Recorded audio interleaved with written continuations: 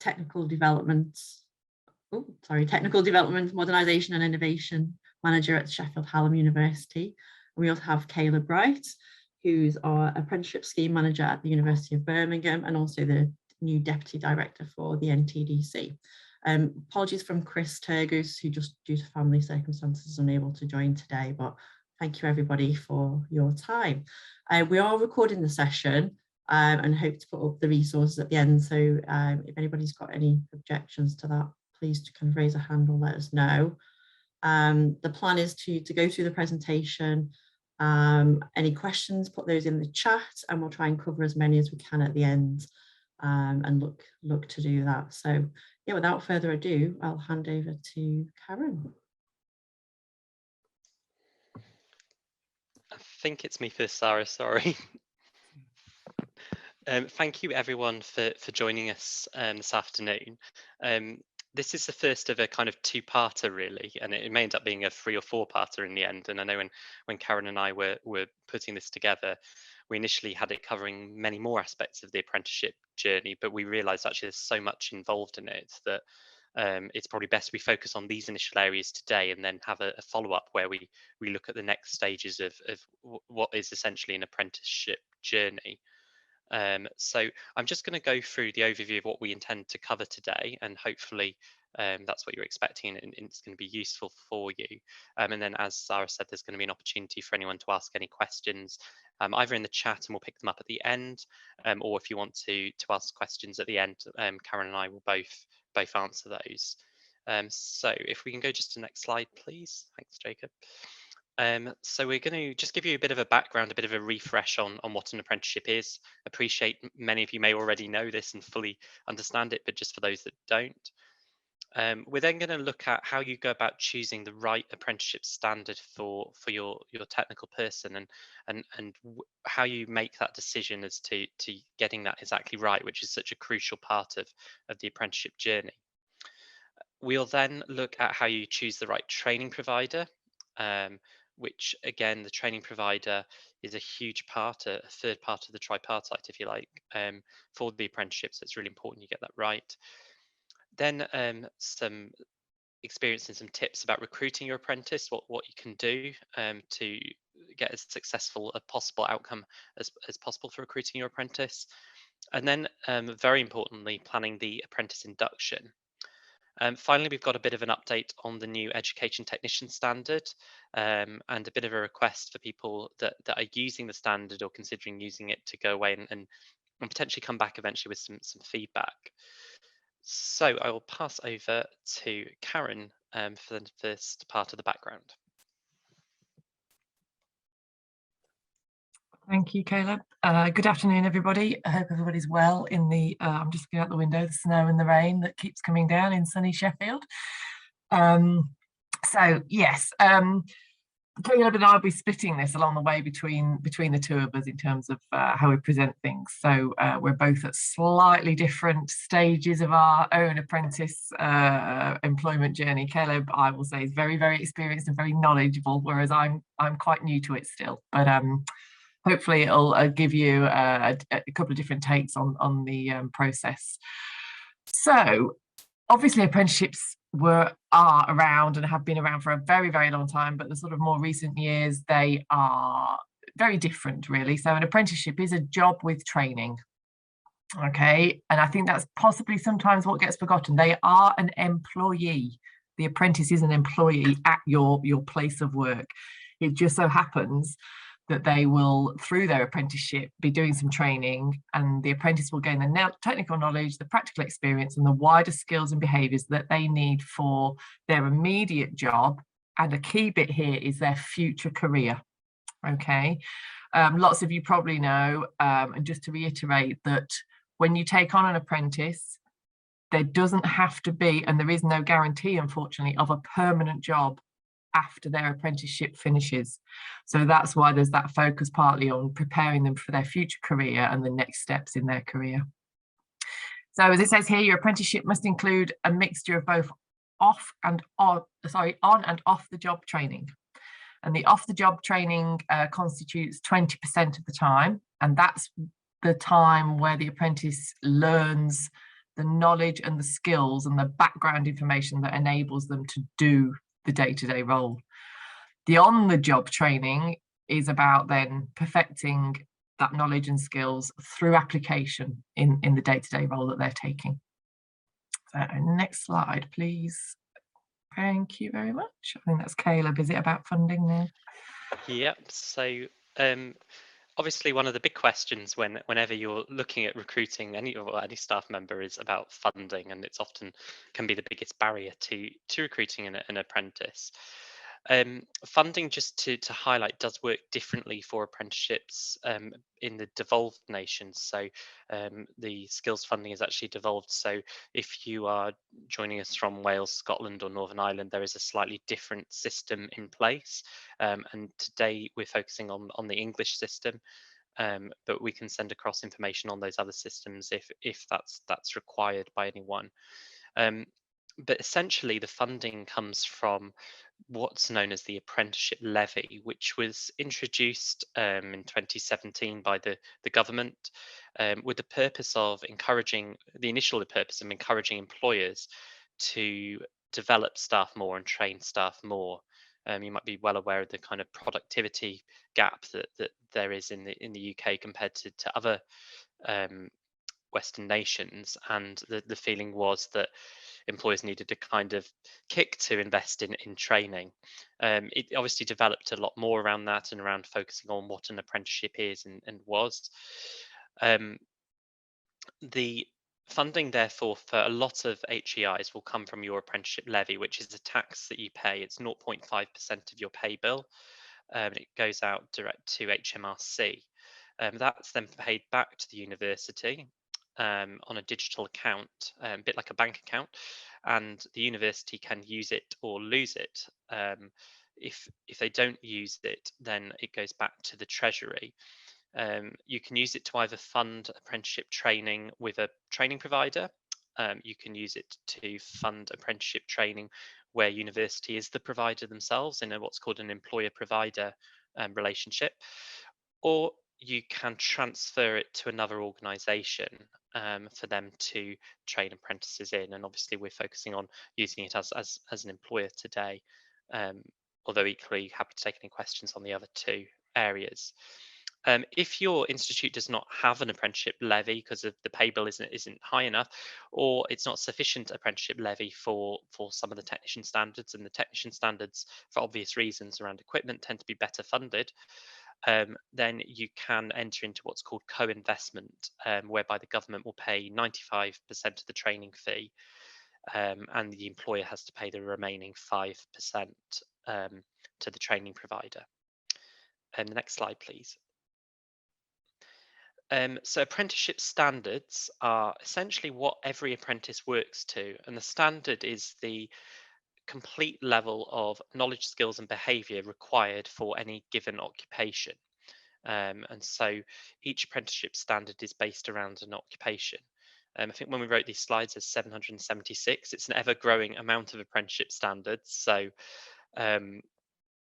yeah, don't quote us exactly on that figure. It may well have risen since we wrote the slides a couple of days ago. But yeah, so there are a huge volume of standards, and the website there below, which again we can send out in the presentation, is a link to all of those different standards. You can filter it down by sort of discipline area. So science is one, education is another, and that's based on the different occupational area.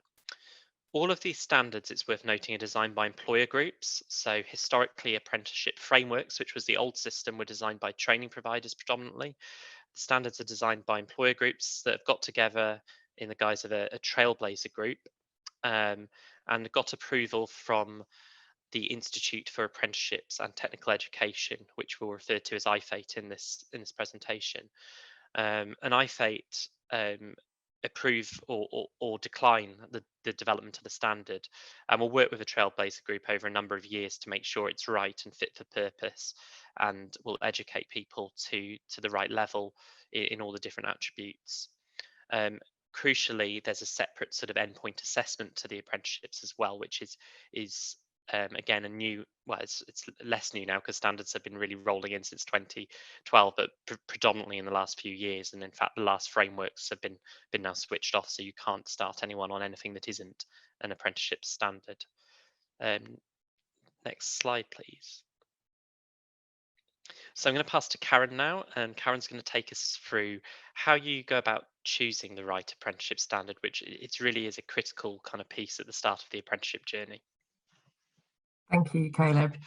Yeah, I should point out that some of these processes, looking at your standard, looking at your education provider, you end up doing those processes almost in tandem. It's not an exclusive, do the standard first, then do the provider. And hopefully, as we discuss and outline the points here, that'll become clear as to why. So there's a little bit of sort of backwards and forwards between the two processes. But prior to all of that, you really need to think about why do you want to employ an apprentice? Certainly at Hallam, and I know it's on lots of other people's technician commitment action plan, with a view to looking at career plans for technical staff, increasing the diversity of your workforce. If your institute that you work is a civic member of the civic community and has a drive to support local community and employment in the local area, you may want to use it for things like succession planning. Have you got gaps where people might be retiring? And it's a way of starting to address the fact that you might be losing some skills. So there's a multitude of reasons really, but it's definitely not just to sort of fill a vacancy and it's a resource. That's really not what it's about. The apprentice will provide some work resource for you, but they are learning, you are supporting them. The demand from other members of the team needs to be, there is a support demand there from the current employees as well. So next point, please, Jacob. And once you've thought about that, what do you want to be achieved by having an apprentice? There's lots of sort of reasons here. It might be that you are providing some development opportunities for your current members of team in terms of mentoring or coaching.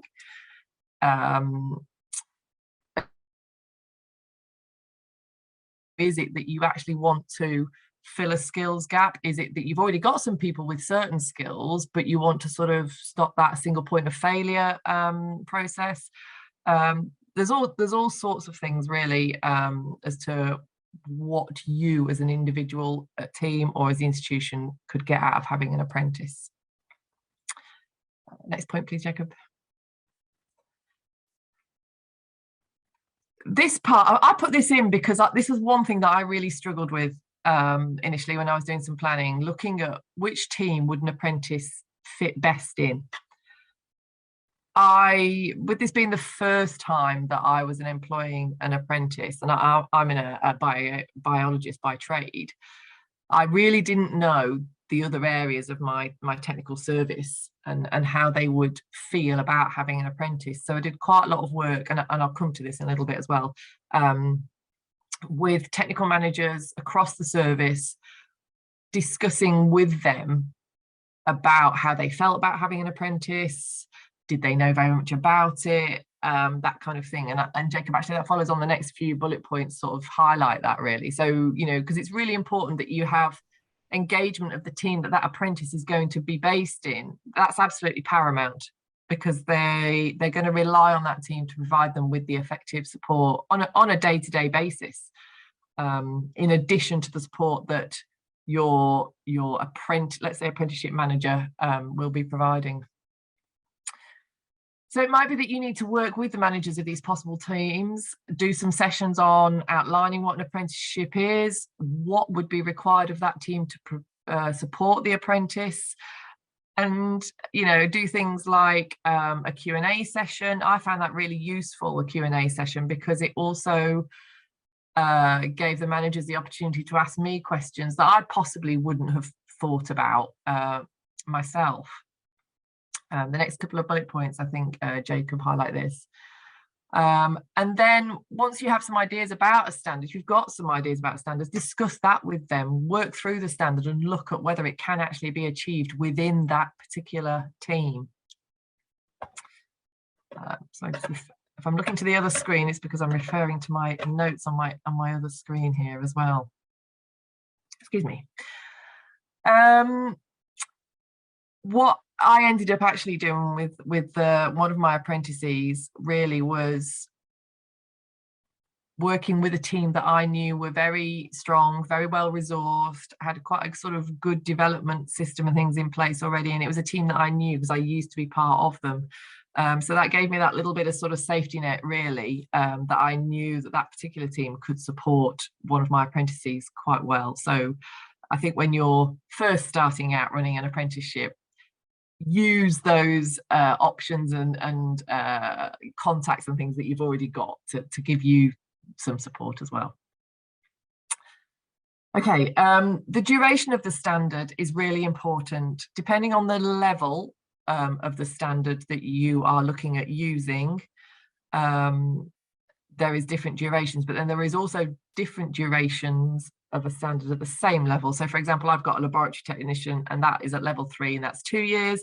I've also got an engineering technician and that is either a minimum of 3 or up to 4 years, but it's still at a level 3. So it does depend on the subject area. And also, as Caleb mentioned right at the beginning, just check that you've got that continued salary fund for this. You know, it might be that your institution said, yes, you can have an apprentice for 2 years. You pick a standard, and before you know it, that actually is a 4-year standard. So then you've got to negotiate the funds and stuff for another couple of years. Thank you.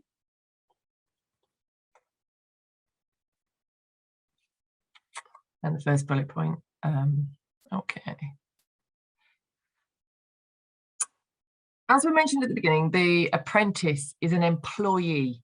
Okay, so there will be, when we come to the recruitment part, there'll be an advert and a job description and a person specification about, you know, what is required for that, those candidates to apply for. So working a little bit backwards from that, if you start with a job description, so it might be the job description for, I don't know, a grade 4 assistant technician within a particular team, and make sure that that job description has duties in it that align with the duties and the knowledge and the skills and things in that standard. You've got to try and make them, you know, match up as much as possible. You don't want to be in a position where you're taking on an apprentice in a particular role or giving them various jobs to do on a day-to-day basis that don't match the knowledge and the skills and stuff within the standard. Okay. From my own personal experience, I found this part of the process quite challenging. I had an idea in my head for lots of different positions across the teams, and I couldn't always find a standard that fitted. And then vice versa, I'd see a standard on the iFate website, but I couldn't actually make it fully fit to a particular job description. So there's a little bit of mixing and matching that you might have to do to start with. Next point, please, Jacob. I've mentioned this briefly prior on the previous slide, sorry, about the levels. So, you know, you can have an apprentice, you take them on at a completely new level, or you can use apprenticeships to develop your existing staff. So apprentices starting, so you can do either a new entrant into your institution or an existing member of staff at a range of levels. You know, there's no fixed level for existing members of staff. So that will also obviously affect the standard and things that you are going to choose depending on who is going to be the apprentice. Next point, please, Jacob.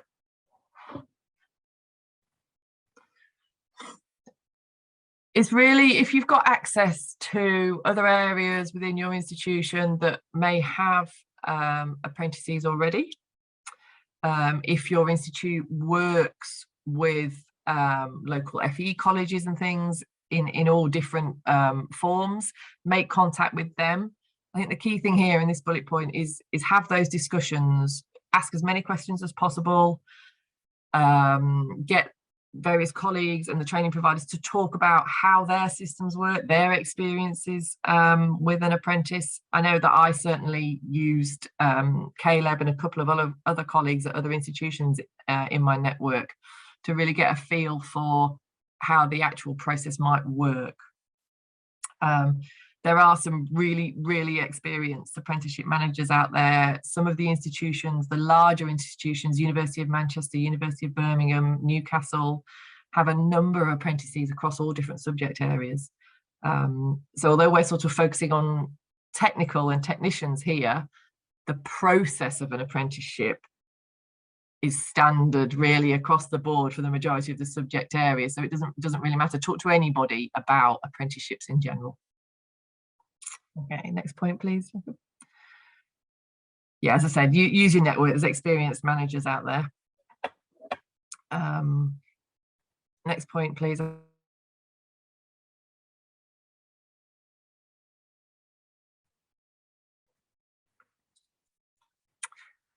Okay, so when I mentioned at the beginning, we were saying that choosing your standard and your education provider are not mutually exclusive processes, that they're going to overlap in a time frame, and this point outlines that, you know, you're going to have to check that there is a training provider able to deliver the standard. So you might have an idea of a standard that you've chosen and think, yeah, that's great. You then need to check that there is a training provider available.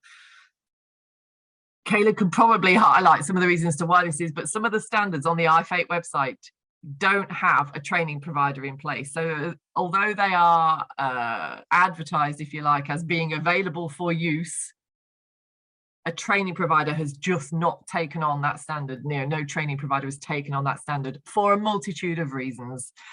I certainly was in this position. I had a great idea to use the jewellery and silversmithing technician standard. We have quite a large technical facility in that respect at Hallam. There's no training providers exist.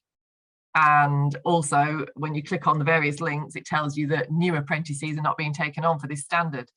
So automatically, I just had to scrap that standard straight away and sort of start again. So it is a little bit of mixing and matching, shall we say.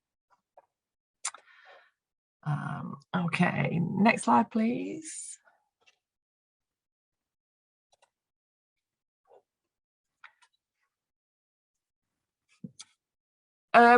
Lots of the standards, I'd say lots, probably a mixed bag, Caleb, if I'm right, have what we call mandated qualifications. So that means that in order to achieve that apprenticeship and achieve all the points of the standard, there is also a compulsory qualification associated and linked with that standard. It might be a BTEC at level 3, it tends to be BTECs. Level 5, obviously, and level 6, you've got things like degrees and diplomas creeping in. Level 7 and upwards, you'll have potentially masters or higher degrees. Not all the standards have a mandated qualification. However, you must check whether your standard has got a mandated qualification. That can affect the funding band. More often than not, they tend to be a bit more expensive. That will affect attendance of the apprentice, usually at college or their place of education. So while they're achieving all the points and the skills and the duties of the standard, they're also having to do the studying for the qualification as well. Some of the standards have an optional qualification. So that might come down to your training provider as to whether they provide that qualification as well as the apprenticeship standard. If they don't, it's, you know, not all is lost because it's an optional qualification anyway. So again, a little bit of a mix and match there. Is that, have I covered everything there, Jacob? Caleb, sorry, on the qualifications. Yeah, absolutely. And you're quite right. It is a mixed bag, and often it's led by what the politics are behind the scenes of if people want there to be a mandated qualification or not. You know, from the Department of Education, etc., and that changes from time to time. So I know from certainly speaking to my managers here at the university, I think we always want a mandated qualification for currency for the apprentices, but the institute increasingly want the apprenticeship in its own right to be a currency, but that's not always the way, and that's something that will develop over time. Thank you. Okay, next point, please.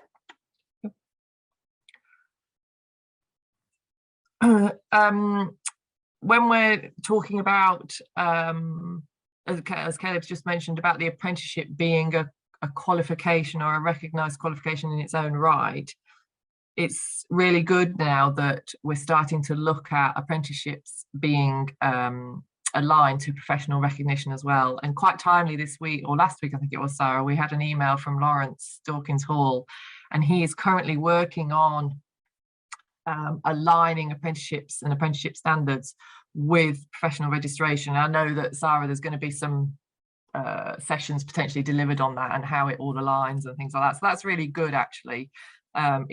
It helps apprentices as well feel part of that technical workforce a little bit more, I think personally too, that something that they're doing immediately allows them to have that professional direction as well. So yeah. Next point, please. As I briefly mentioned, yeah, you know, there is a funding for the standard. This is a little bit challenging for various trailblazer groups in terms of knowing how much it costs for a standard to be delivered by a training provider. And so you have to work with your training provider to ensure that what your the standard you're using, you can afford, and that the college or the training provider, sorry, can also afford as well. Next couple of points. And so we've just a couple of examples really of the different types of apprenticeships. So for new entrants, you're talking sort of level 2, level 3, which is A-level, BTEC kind of level equivalent. You've got the education technician, which we'll talk about briefly at the end here. And then there's things like the engineering technician. That's a really, really popular standard. If I remember rightly, it's broken down into 13 different areas of engineering. And certainly the engineering one I've got in my team, a technical support technician.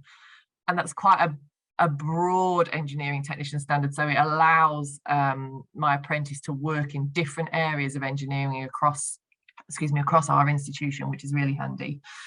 And then for examples of apprenticeships, possibly for your existing staff, it might be that they're level 3, level 4, but you know, level 5, you've got laboratory scientist, you've got clinical trials specialist.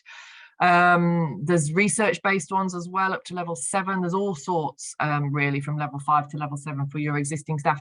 And just to say, I don't know if I made this clear, you can use the levy as well for apprenticeships for your existing staff. The levy isn't just for new apprentices or new employees into your institution. You can use it for your existing staff. So that's a really, really, you know, if you've got the staff anywhere and you're paying them a salary, you may as well use the levy for their training. So that's actually becoming more and more popular in the whole staff development world as a way of using your levy. Okay. Next slide, please, Jacob. There's a link here really that will provide you with a bit more information about training providers, but just to say, you know, all your training providers are on a register of apprenticeship training providers. It's like, you know, an Ofsted and schools and colleges, they've all got to be registered so that they are obviously quality controlled and they reach a certain level of quality. Most training providers are FE colleges, but there are more and more private providers. The universities will be your providers generally for level 5 upwards, because obviously they're delivering degrees and higher degrees and masters and things anyway. And as I said there, the link provides you with a whole list of providers available.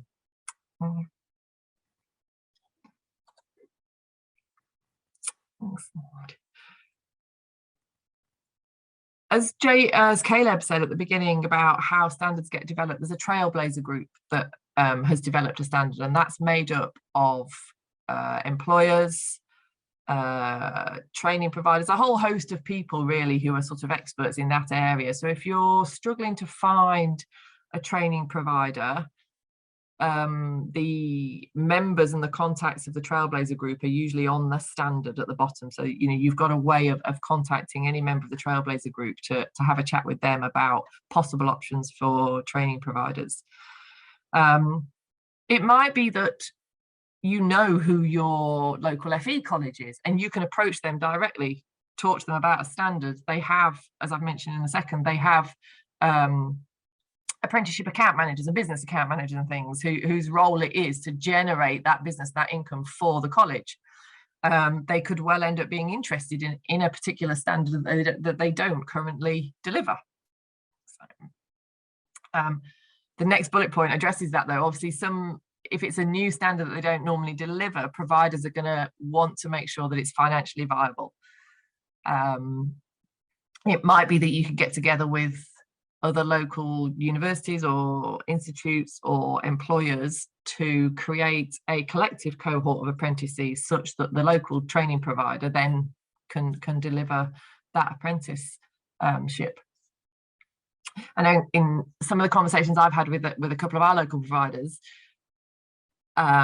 they've done things where the apprentice might have joined modules or taught parts of a different course that allows them to have the knowledge part of the apprenticeship generated, and then they do the skills and the behaviours and things actually in the workplace. So it does have an element of potential flexibility, but unfortunately it does come down to cost, as we all know most of the time.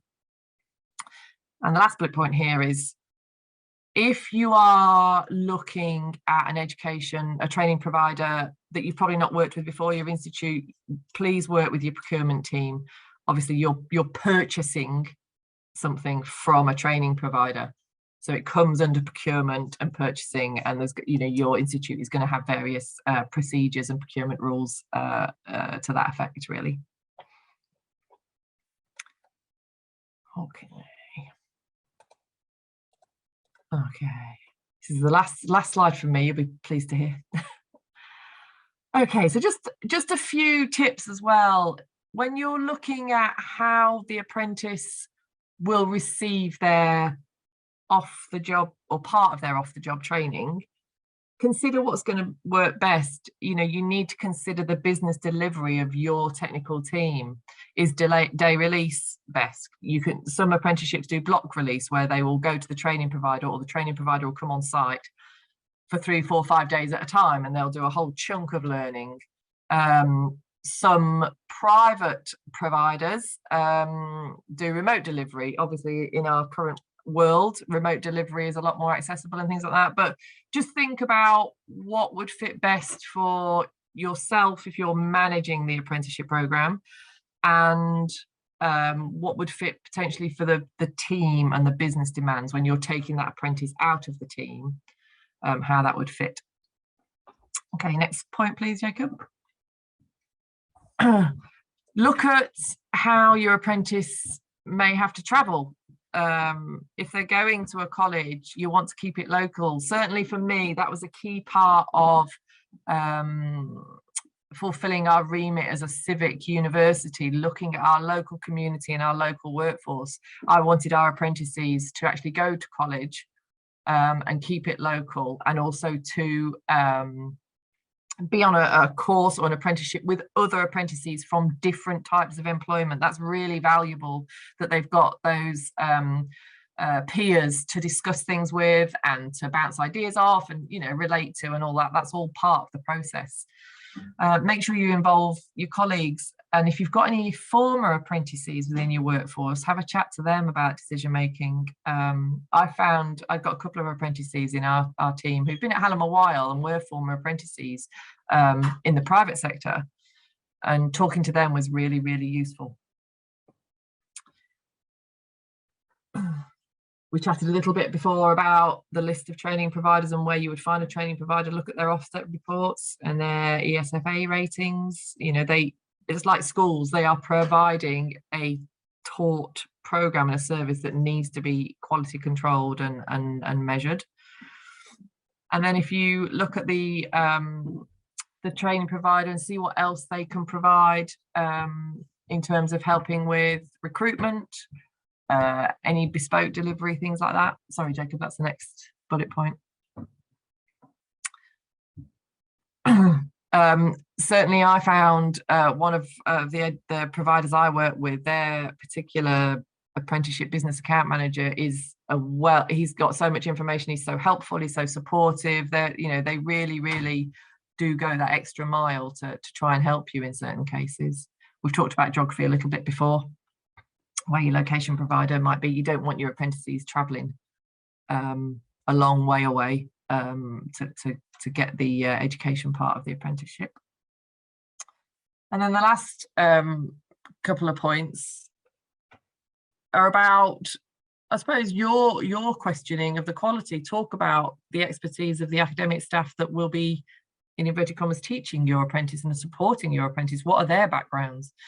And ask for the succession rates in relation to, it's normally about the pass rate of the apprenticeship, those success rates, as well.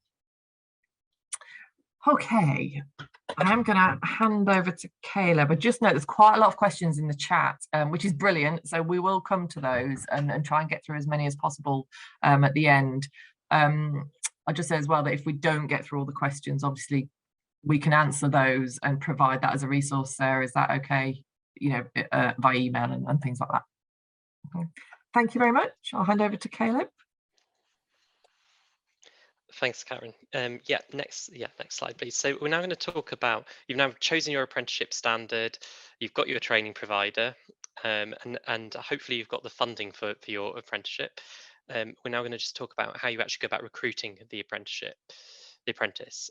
So each university has its own recruitment process, and most likely an internal recruitment system as well.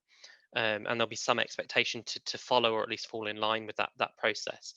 Often the training provider will want to be involved in the recruitment for some really good reasons that they want to be involved, but also because it gives them access to potentially lots of students for many other businesses that might be trying to recruit and struggling to recruit, and it's worth bearing that in mind.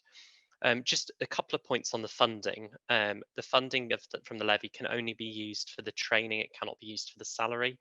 Unfortunately, I always say I have a lot of inquiries thinking that I have this massive budget with the levy that can be used for salaries, and I'd be far more popular if that was the case. Unfortunately, it can only be used for the training, because otherwise I'd have a huge budget just for free posts, which I'm sure would be very popular. It is worth noting that occasionally there are incentive payments. So at the moment there's incentive payment if your apprentice recruited is 16 to 18 years of age, and it's discussing that with the various departments how that gets back to your budget centre. There has been an incentive payment of £3,000 split into two payments that expired on the 31st of January. So any apprentices started before that were eligible for the employer, and you could use it however you wanted. But I know here we used it to support actually the apprentices themselves in terms of some of the internal activities we do. It may well be that will come back into play, because if it did certainly seem to have a boosting effect on the numbers of apprentices that people took on. It obviously came around because of the pandemic, this additional incentive, but it's always worth checking what incentives are there at the time, because if it could, when you're making the business case for the finance, it could really help with that. The first thing I'd say is allow plenty of time, and really do think about timing with when you're going to recruit your apprentice. So think about if you're going for a new entrant, they might well have just finished GCSEs or A levels. And so therefore, whilst your college or provider might do what's called a rolling on off start throughout the year, it might be preferential to start them in September. I know sometimes we like to start our apprentices a month before, and as long as you've got the right length of employment contract, which includes the endpoint assessment, you can do that as long as you can evidence that they're learning new stuff, which of course in their first month they will be, because I'm doing a lot of shadowing. And the reason you might want to start them slightly before September is obviously there's a lot of work comes in September, and it's better to have them a bit trained up by then so they can start being useful. Next slide, please. Oh, sorry, next points. Yeah. So do consider the timing, and also different work pressures within your department, so you can really dedicate time to that induction piece. a lot of different documents and a detailed registration process that the successful candidate will have to do in terms of signing up with the training provider. There's a lot of checks that we'll cover in a future session, but it's just worth bearing in mind that there's probably a lot more hurdles than the standard recruitment piece that you need to go through to make sure you've got the right person, particularly around eligibility. So you will be liaising a lot with the training provider, which is what makes it different perhaps from other pieces of recruitment. Next slide, please. So when you go about advertising your post, obviously you possibly will have to fall in line with whatever system is in place by yourself, but you'll have the by your employer. You have the choice though potentially of using the provider to advertise or doing it yourself. If you have a account, if you are paying the levy, you are able to upload your own jobs onto the government national apprenticeship website, but you might prefer your provider to do that because of their experience of doing that. If we could have the next bullet points, please. So consider the role of your training provider. Some training providers will be really quite helpful and will even put people on the interview panel. At the minimum, I would expect them to look through your shortlisted applicants to make sure that they are eligible for the apprenticeship. They could also be really useful in looking at the job description, advert wording. They could promote the adverts, so they have their own social media links. They have ex-students, students that are finishing, and all of that could be really useful for the recruitment purposes. The next points, please. So yeah, use social media. We've got an apprenticeship Twitter account here, so we can promote things through that and connect with the right people. Particularly, if you're recruiting school leavers, etc., a lot of them are very far more than me, very social media savvy. I actually get our apprentices to help me with the social media to make sure that it looks a bit more up to scratch. It's really worth considering your selection method. It could be that it's the apprentice's first ever interview, so you want to give them a really good experience of your university, even though you might not be giving them the post. And just bear that in mind about how panels are sitting and arranged, and who's on the panel, how many people, what diversity you've got on the panel as well. All really really important stuff. Next bullet points, please. Yeah, you could get them to do a presentation or outline a project they've done. I think it's worth remembering they won't, certainly if they're new entrants, they won't necessarily have any work experience. It'll be more about school and college experience. And one thing we found recently that's very difficult because of the pandemic, they haven't had much practical lab experience. We're finding we're getting applicants that would normally have gone straight to university, but they don't feel confident to go straight to university because they've not at A level had the lab experience they would have done otherwise. So they're looking at the apprenticeship as a kind of way to do that. And I suppose in that regard, it is worth really always considering the context of your applicant in terms of what they want. Do they want a long-term career as a technician, or are they seeing this as a stepping stone to something else? Next bullet points, please. Yeah, it's worth looking at the academic background. Might not be as relevant for other roles, but you need to make sure they meet the eligibility criteria. And again, your training provider should help you with this. But for example, if you've got someone that's got a science degree, they might not always be eligible for a science apprenticeship. The providers will be far more familiar with that and will look at what approved prior learning the apprentice has got to work out if they're eligible for the apprenticeship or not. And it can be quite a complex thing. So I would say if ever you're in doubt, just put it across to your training provider. That's what they're there to help with, because ultimately it's their responsibility to make sure the apprentice is eligible. Next points, please.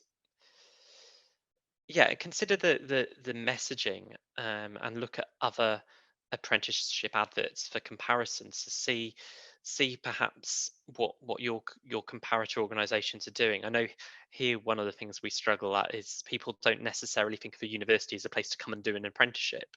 They think of it as a place to come and do a degree, and they're, well, I don't want to do a degree, I want to do an apprenticeship. So it's really important to get out there and attend open days and stuff to kind of dispel some of the myths around what doing an apprenticeship at the university might look like. Next slide, please.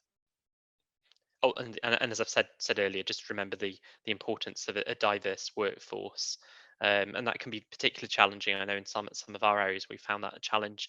We've really looked at the wording on the job descriptions, shared vacancies through staff networks. That can be a really good way of boosting diversity, and considering who you've got on the panel, and all of those sort of elements too. So as I've said, your provider or yourselves can directly advertise on the government Find an Apprenticeship site. It's quite a straightforward to use site. The apprentice can search for vacancies via the apprenticeship standard or via their postcode. And you can actually get the application process and receive applications from that. We don't particularly do that here because we have to use our own internal system. So we link from the government site to our own recruitment site, and all the applications go through that single point. It's worth bearing that in mind. It could be quite complicated or just a bit difficult in terms of making a fair decision if you have some people apply through the gov site via the training provider and some people apply directly. But that might be how you want to do it, but just worth bearing that in mind. It's also probably important to make the application as straightforward as possible, so people that it's their first ever job they're applying for, there's nothing that's going to be particularly confusing to them in it. Sometimes it can be useful before you send your applications across to the training provider to do a bit of a long listing type of exercise. So look at their previous work experience. If they've been a lab technician for 3 or 4 years, they're not going to be eligible to do an entry level lab technician standard, for example.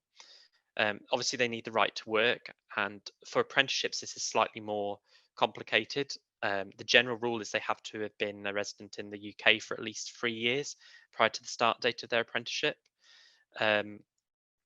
When Another point to bear in mind on this in the application process is consider having a GDPR statement. You probably will need to share the application with the training provider, and you need to really think that you're sharing obviously that person's data, unless you're just going to do it by sharing specific details, but it's obviously easier to share the full application. So make sure you have the authorization of the individual to share the application with the training provider. And as I've mentioned already, qualifications, it's quite important to make sure that they're not already qualified in the area that they're going to do the apprenticeship in, because that's what's called double funding, and that's not allowed under the rules. Next slide, please. So once you've recruited your apprentice, it's then really important to plan a good induction for them. I think for not just apprentices but any staff member, the induction point can be a point where we lose people. And a lot of managers I've spoken to have said that taking on an apprentice has actually got them thinking about their general induction process, whereas they've kind of just expected staff to hit the ground running. They now realize actually there are lots of things that we have as presumed knowledge because we've been here at our institutes for so long, and we all, I'm sure, have lots of different jargon and things that an apprentice isn't going to be aware of. So consider the start date. It really does need to align with the training provider's start date as much as possible. What it is, and I know Karen's already alluded to this, you have to make sure that the apprentice has enough time, if they're on a fixed term contract, to complete the apprenticeship, but also to complete their endpoint assessment, which can take up to 3 months. So it's worth just bearing that in mind. In a way, you've got a ticking clock from the day they start. So it's really worth someone keeping an eye to make sure the apprentice is on target. The training provider should help you with that, but they do not have the liability of the employment contract that you do. Next point, please. So think of who will be involved in the induction. It'll be good to make sure the team are involved, so the apprentice really feels part of the team. Think of other managers, senior managers, other colleagues. Is it worth them actually visiting other parts of the university so they get a wider appreciation of the wide range of technical things that we do? Your university may have an apprenticeship scheme manager like myself that will get involved with the induction and do a bit of a bespoke induction, or there may just be a general induction. Apprentices, and Karen said this earlier, are employees, so they should have the same level of induction as a minimum that a general employee would have, but I would say obviously a lot more. My advice from working with apprentices is just assume that the first 3 months is going to be an intensive period, and weekly meetings with them, monthly meetings with them to start will pay dividends in the end, because they will really flourish if they're given that initial intense support. Next points, please. So what are the most important things to get across? Think about those initial few days.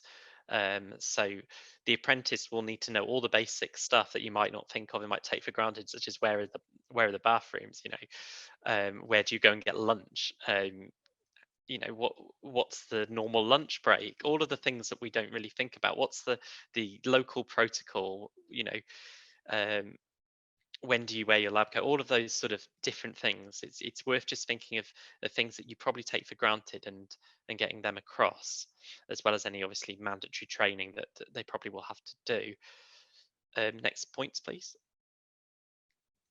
So yeah, consider the background of the apprentice. You might well have someone that's actually quite experienced in the world of work and they're just doing um, a, a career change. So therefore they will have some of those workplace skills, but otherwise in other cases they might not do, and they might be brand new to it. So just consider that they might not know workplace etiquette, and it's about just supporting them with that and helping them to understand expectations. I think certainly in terms of things like timekeeping, it's really important to get that across early on. Next point, please. Yeah, develop a training plan. So think beyond the first few days, make them aware that there is a plan going forward, but it's flexible. We live in times where things will need to change because of workplace demands, but at least give them an outline of what they will be doing and what you're kind of expecting them to do, and think about, and we'll go into more detail in the next session on this, aligning it to the actual apprenticeship standard itself and what the training provider is going to be delivering. But if there's a plan for them, that can be really useful. Next, please. Yeah. And of course, work with the different managers and team leaders that they're working in. So again, just some tips. Cover off the most important things first. Enrollment with a training provider, that will take some time. I think we've already said there's quite a few forms. Those of you that have either done an apprenticeship or have apprentices will already know about that. And we'll go through those in more detail at the next session. But make sure there's time to do all of those forms. Make sure, really critical, basic things, there's an actual place for the apprentice to be. They can get onto a computer to access emails, feel part of your university, give them a tour around your campus. That's what we do with ours. So just little things like that can be really, really helpful. And as already said, mandatory training is important. Try and make the induction varied. Don't just have them sitting watching mandatory training or doing mandatory training all day. Whilst that may well cover some time off, it can be um, quite repetitive and they might not actually be taking that mandatory training in as well as you'd like them to. So try and make sure there's a bit of variety, and a variety with different people that they work with, if that's at all possible as well.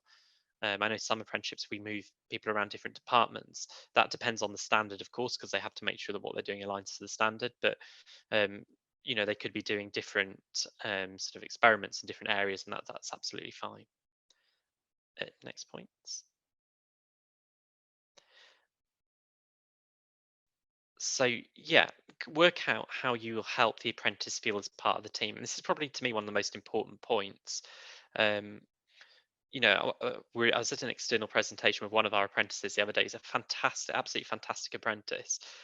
And he used the thing that really riles me, and I'd say not to say to any of them, is he said, "I'm only an apprentice."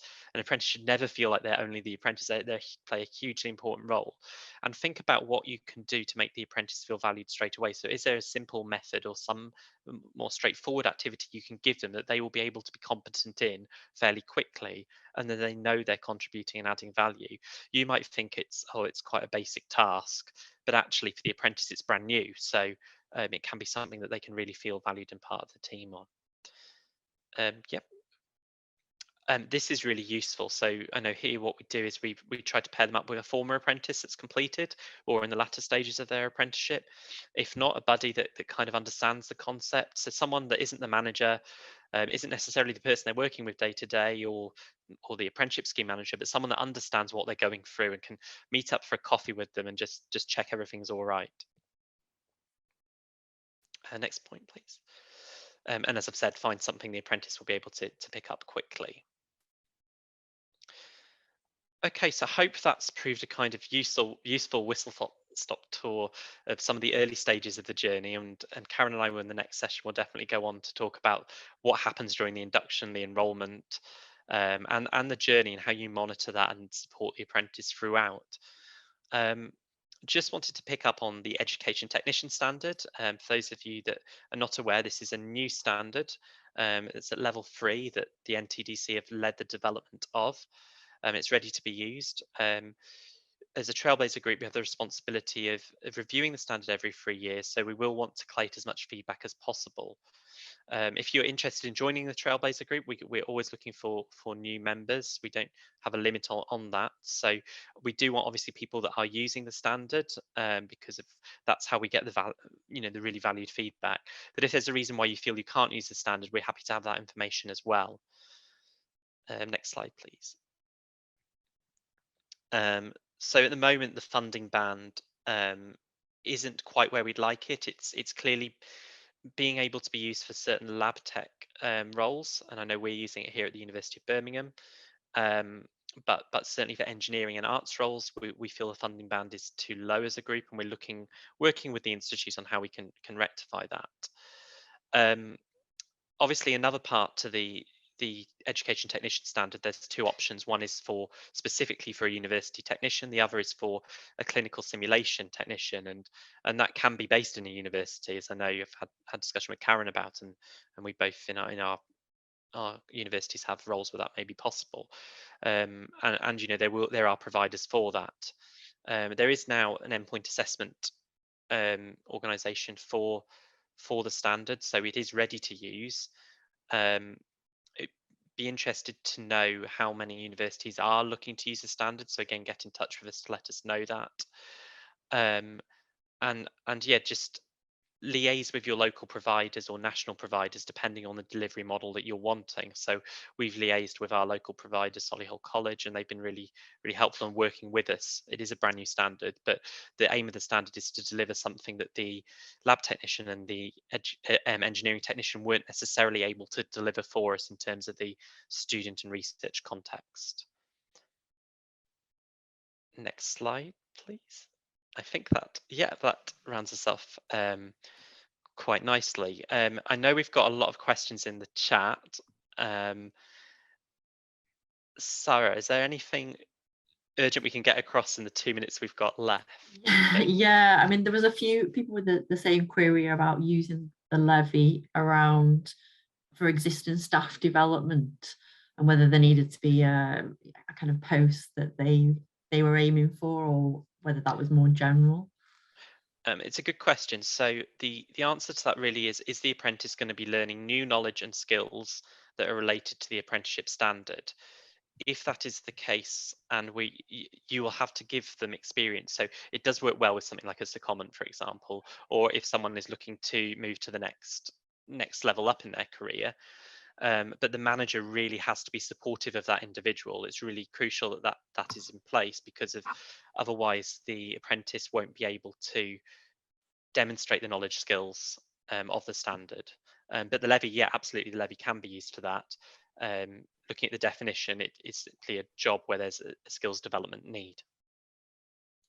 That's really useful, thank you. Well, yeah, we are kind of just out of time, so that's been really useful, I think, and hopefully people who have attended today have taken quite a few things away from that. And as I say, we are intending to put on a second session, a follow-up session from this, so we'll kind of get in touch with that. But yeah, just to say a really massive thank you to Karen and Caleb for your time today, and Jacob for organising behind the scenes, making sure it all went smoothly. Yeah, so we will put up on the website some resources from this, and obviously get in touch with people on the chat if there's questions that Karen and Caleb can answer. I've just directly. had a quick skim through. There's quite a few questions that we could do with answering, which are really good, and having these questions from people really helps us form our next lot of presentations. It's really important that we're making sure that we're delivering the appropriate information to you guys. And as I said at the beginning, I've only, my apprentice only started in September. I've never done anything like this before, whereas Caleb is very experienced. So trying to get the 2 different stories across, I hope that we're providing slightly different takes on the process. So thank you, everyone. Yeah, Yeah. thank you.